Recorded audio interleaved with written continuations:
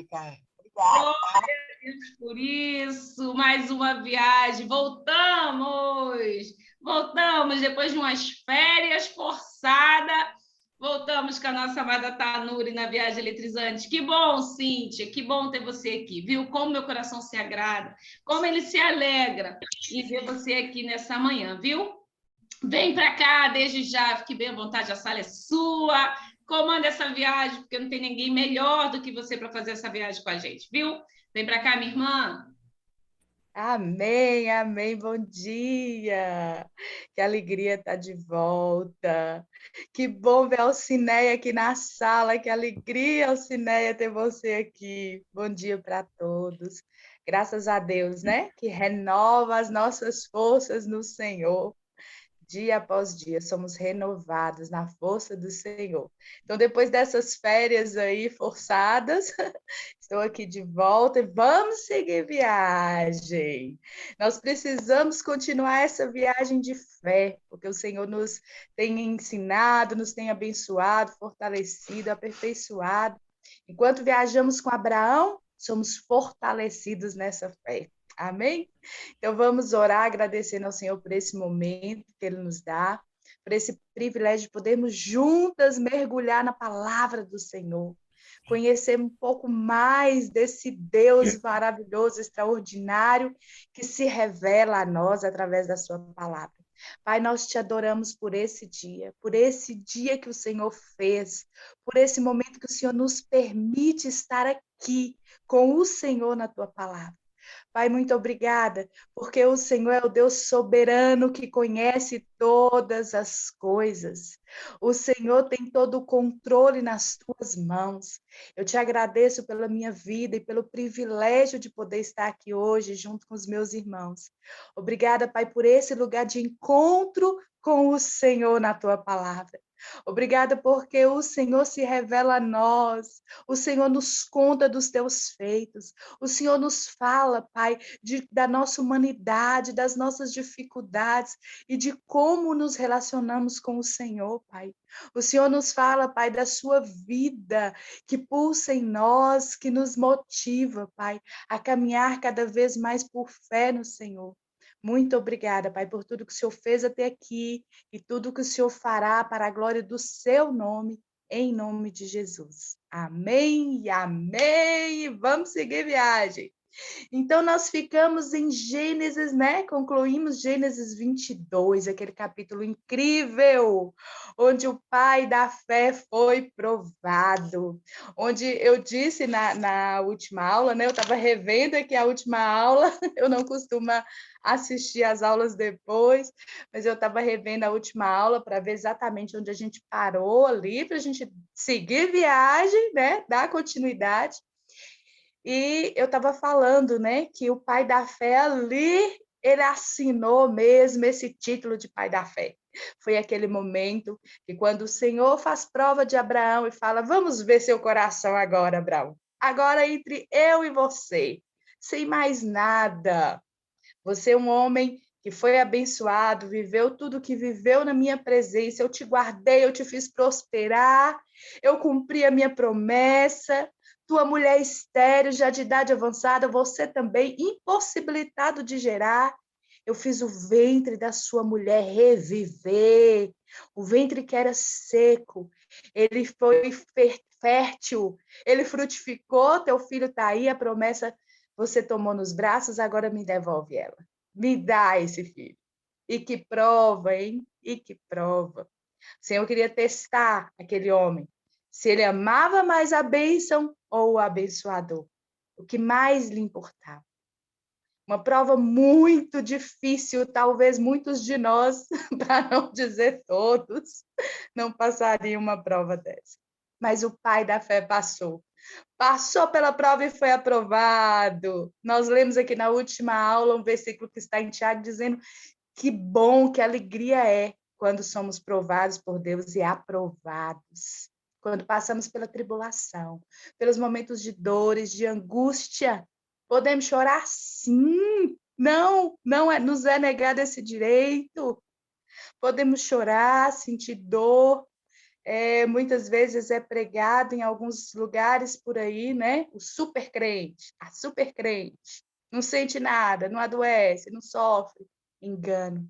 Quando a gente lê a palavra, quando a gente vê os homens e mulheres de fé, a gente vê pessoas de carne, de sangue, que tiveram um momento, sim, de luta, de sofrimento, mas não passaram sozinhos.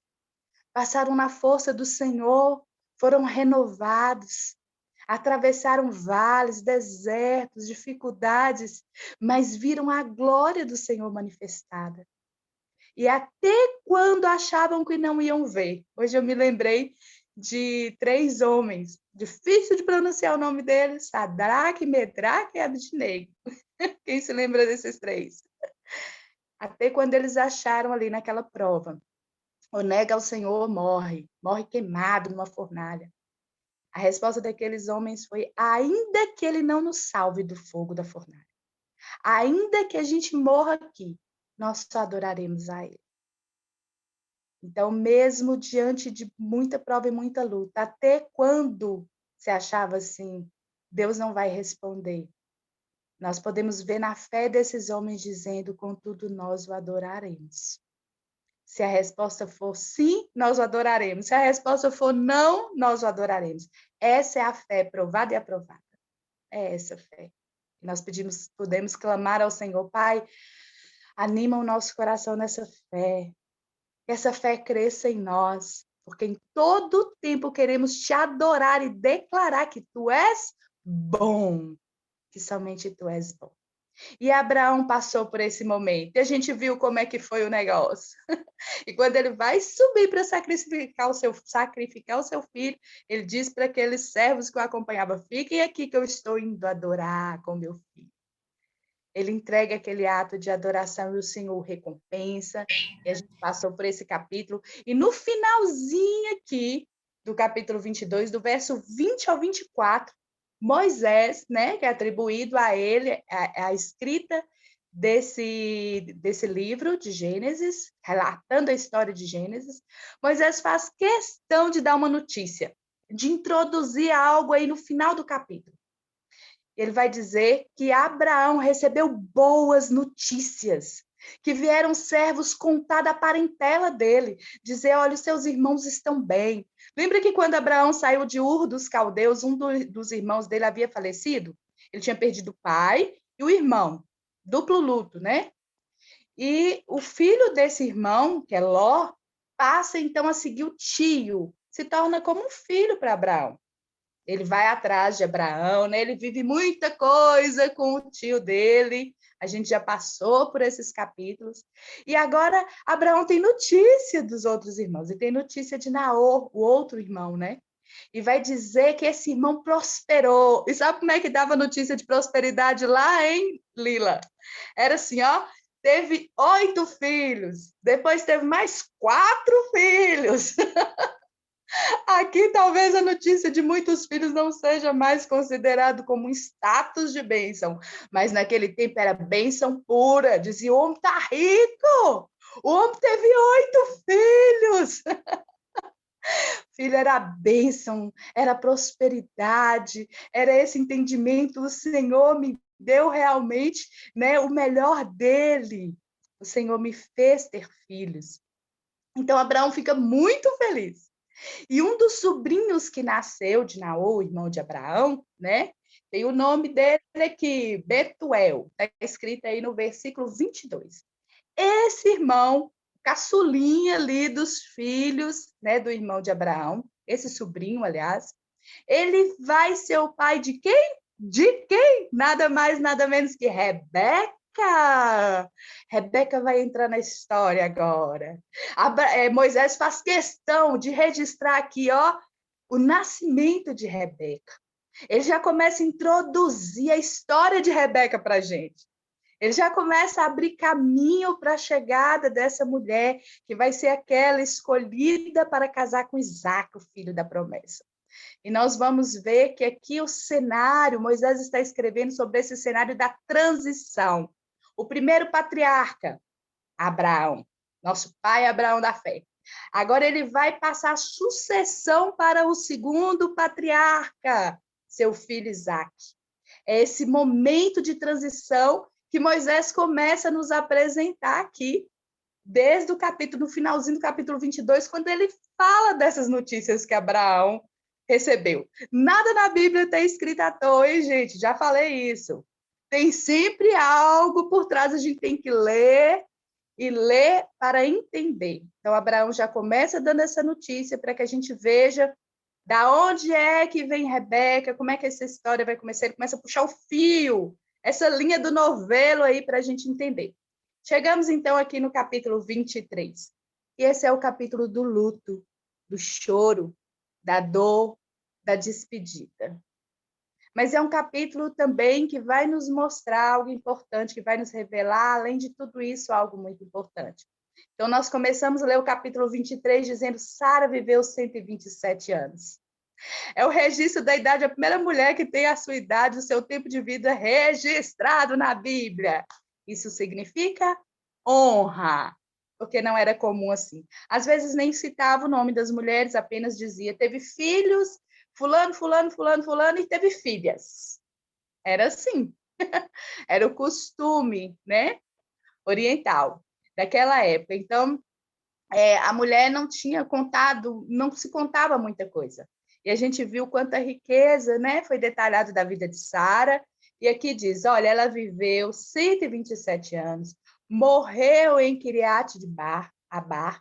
Então, fala onde ela morreu, né, que depois veio a ser a cidade de Hebron, em Canaã. E Abraão foi lamentar e chorar por Sara.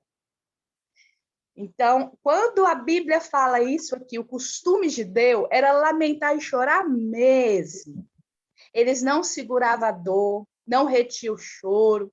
Às vezes, para a gente, os ocidentes aqui, era até exagerado demais, hein, Paula?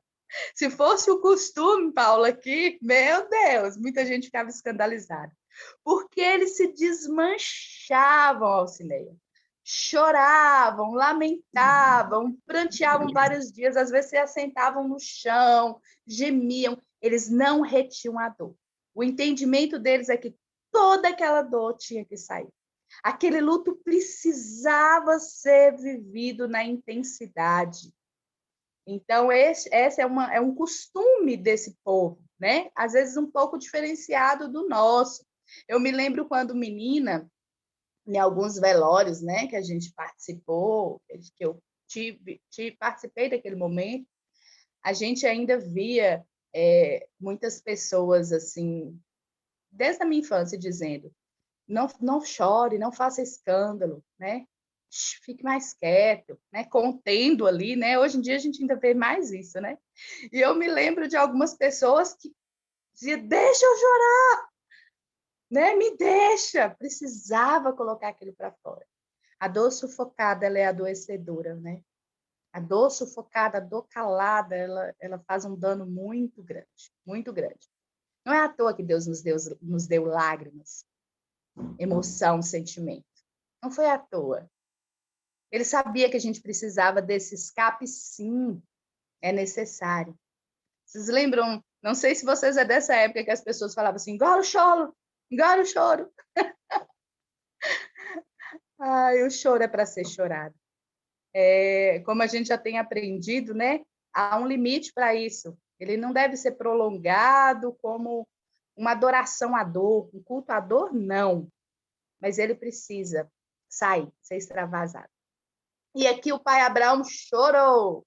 O pai Abraão teve esse momento de luto. A Sara, companheira de tantos anos, que viveu com ele muitas aventuras. Ó, não é para qualquer mulher, não, hein? Algumas talvez pudessem ter saído no meio da história aí. Que é isso? Deixar minha terra, minha casa, meus bens, todo o conforto, e com você para onde, homem?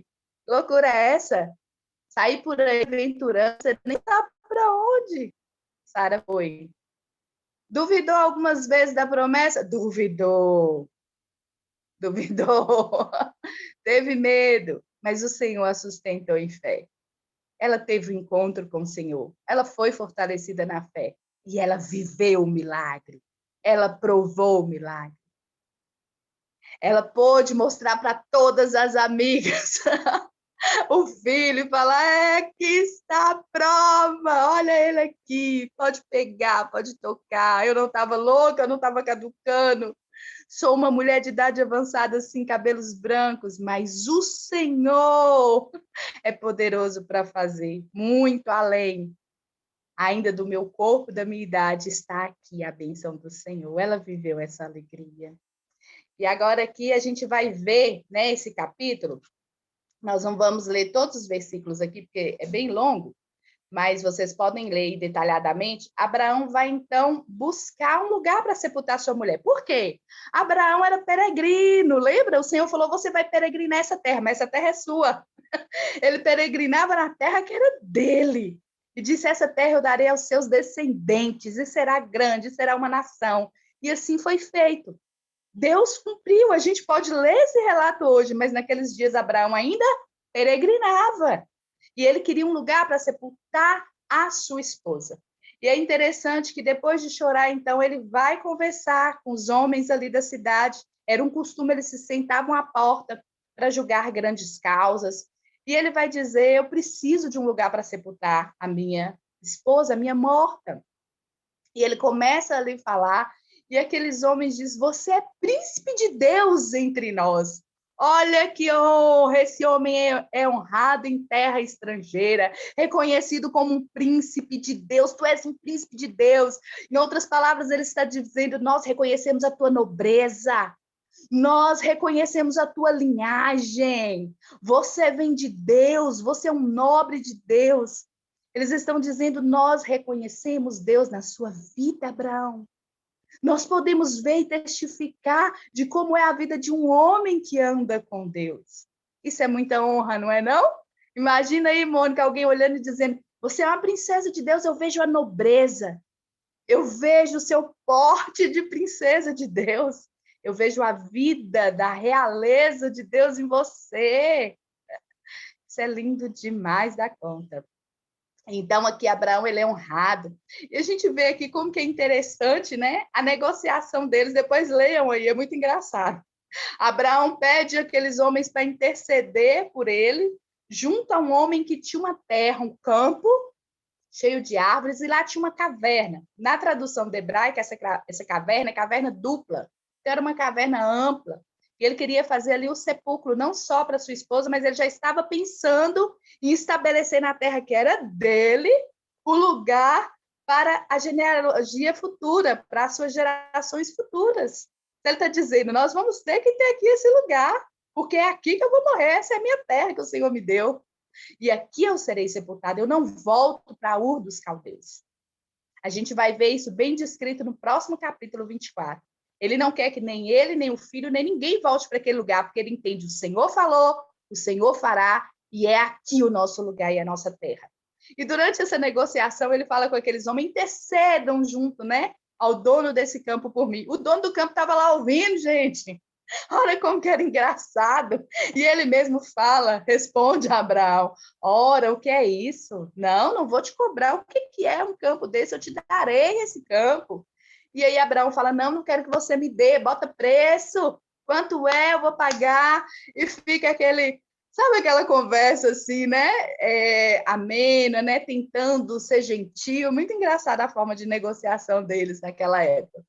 O homem querendo pôr preço, mas não querendo, né? Querendo parecer agradável a Abraão. Até que no final ele fala, como é que eu vou te cobrar? Né? Uma quantidade de prata X. Não, eu te daria. Ele solta o valor. Aí Abraão manda pesar a quantidade de prata, paga para ele e adquire, então, aquele lugar para o sepultamento de Sara. Isso é muito interessante, porque como ficou registrado esse lugar, sabe o que aconteceu depois, anos depois? Isso faz parte da ciência comprovando a fé. Porque a localização exata é igual o poço de Jacó, como ficou registrado na Bíblia a localização, depois os arqueólogos conseguiram chegar a esses lugares. Isso tudo faz parte de uma comprovação, fica uma documentação registrada nos registros bíblicos. Então, isso é muito interessante, né? E ali nesse lugar, então, em Hebrom, Abraão, então, consegue adquirir esse campo. E Deus é tão bom com ele que ele não fica só com a caverna, ele fica com um campo bom, fértil.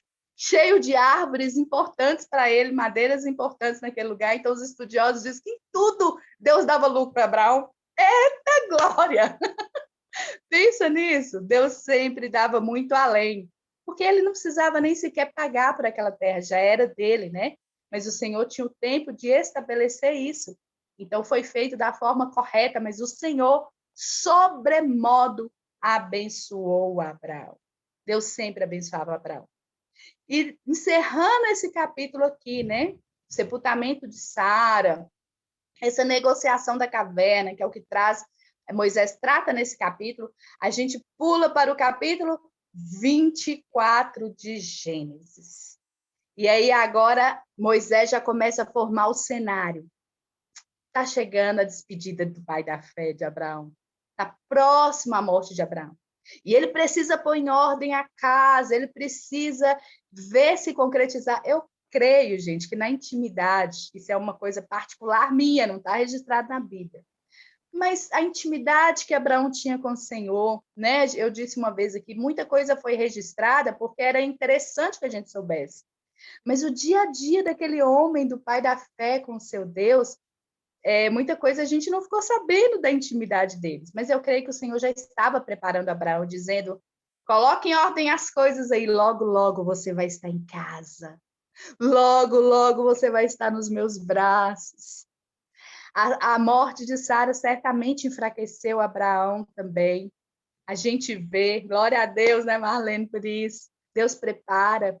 A gente vê que Abraão, aparentemente, parece que ele se enfraquece aqui, né? Ele fica um pouco acamado. Então, os estudiosos dizem, e é assim, né? A gente vê isso na vida, né? Muitas vezes, pessoas que vivem longos anos juntos. Agora, essa semana, a gente vai comemorar os 50 anos de casados dos meus pais. Isso é tão bom, isso é tão lindo. Pessoas que vivem ali, né, fazem bodas de diamante, que coisa linda. Abraão viveu muito com essa mulher, gente. A mulher viveu 127 anos. Muita caminhada, muita história. É normal que ele estivesse assim, né, entristecido pela morte da sua companheira. Então, aqui o capítulo 24 já vai abrir dizendo: Abraão já era velho. Mas de que tempo que a Bíblia está falando que Abraão era velho, gente? Mas aqui está dizendo, hein, Lila? Estava muito velho agora, gente. De idade bem avançada. Moisés faz questão de dizer, gente, ele viveu muito. Estava de idade bem avançada. E o Senhor em tudo o abençoara.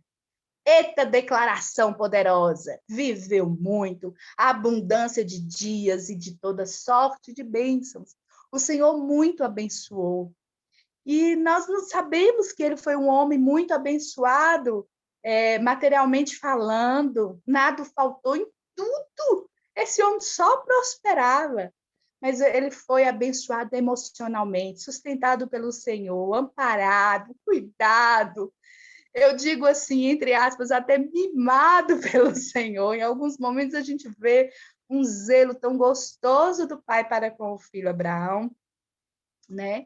E a gente vai ver como, de todas as maneiras, essa bênção, ela é notória e ela é perpétua através de Abraão, como a Bíblia diz, a bênção com que o Senhor abençoa é perpétua, é para todas as gerações. Por isso, hoje, a geração de filhos de Abraão, filhos espirituais, como nós já estudamos isso aqui, nós retemos essa bênção do Senhor, ou nós somos agraciados por essa bênção do Senhor. Então, aqui vai dizer que Abraão vai ter uma conversa com o servo mais velho da casa dele. A tradução original é como se fosse um mordomo, um governador da casa dele. Pensa aí, Mônica, como era tão rico. Tinha tanta gente debaixo dos cuidados desse homem. Era tanta terra, era tanto animal, era tanto bem. Você vê que na hora que o cara coloca lá preço na terra, é X de prata. Era muito dinheiro, hein, gente? Eu calculei aqui mais ou menos o valor, mas eu não sei nem onde que eu anotei mais. Não estou conseguindo ler. Hoje estou com dificuldade para ler. Só vou falar aqui. Eu sei que era muito dinheiro em prata. Ele fala, pesa lá e paga. Assim, ó, facinho, paga lá. O homem tinha muita propriedade. Então, a tradução original dessa palavra não é um servo empregadinho de dentro de casa, não.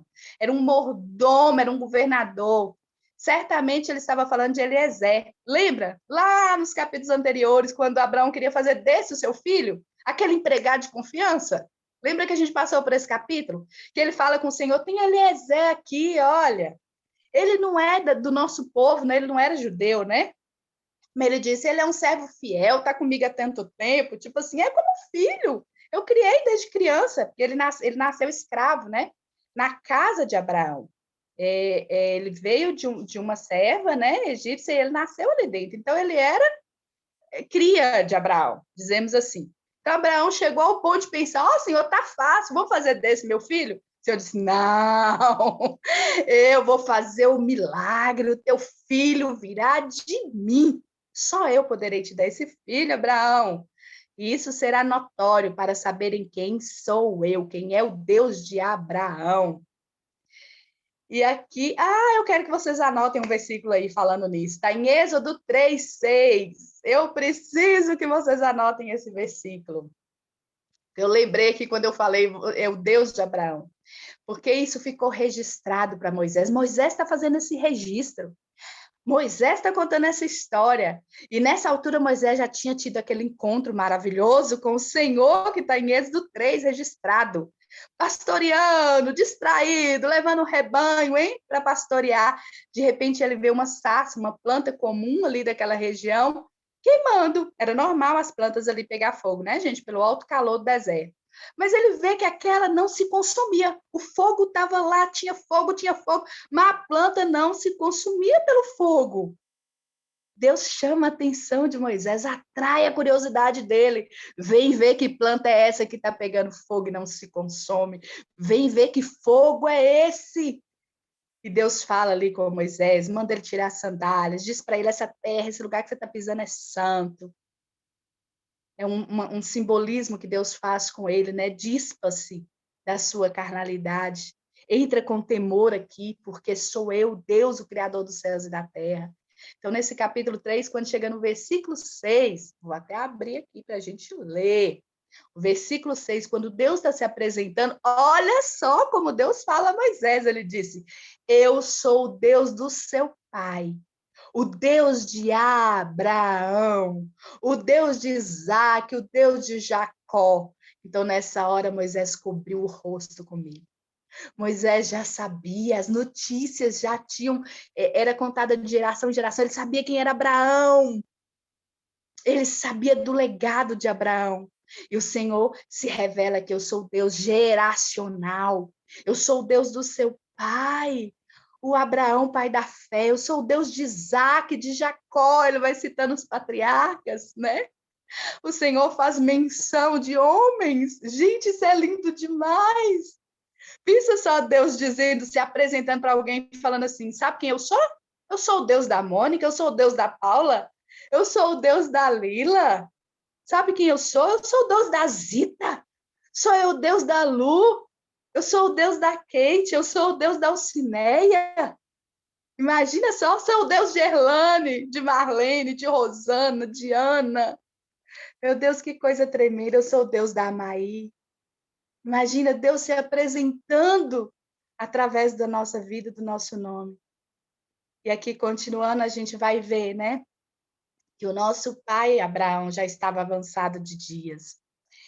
Já estava perto de partir ao encontro do Senhor. Então, ele começa a preparar esse cenário da transição. E ele vai chamar esse servo, Eliezer, de confiança. Mônica, quando estiver perto de acabar, você me fala aí, viu? Para me encerrar aqui de um jeito ótimo. E aí ele vai chamar, então, esse servo. E vai acontecer aqui uma coisa inusitada, gente. E eu vou ter que contar sem firula. Não vou poder esconder o negócio, não. Vou ter que contar aqui. É estranho mesmo. Calma, é estranho. A cultura oriental do Antigo Oriente era bem diferente. Até hoje, né?